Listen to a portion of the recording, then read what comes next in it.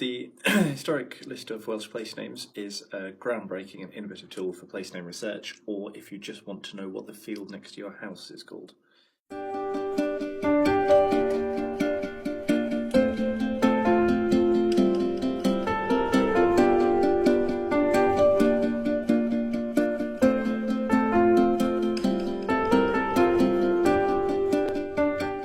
We've currently got just under 350,000 place names in the list, although we are in the process of adding another 900,000 field names. That gives us over 1 million, make us the largest database of its type anywhere in the world.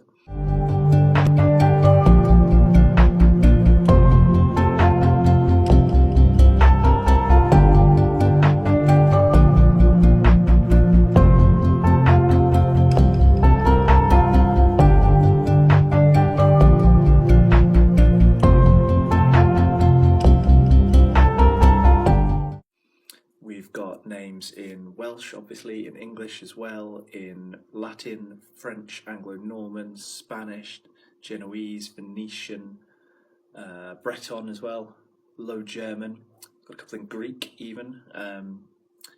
The names are in some cases early as the 2nd century AD, all the way up to the modern period.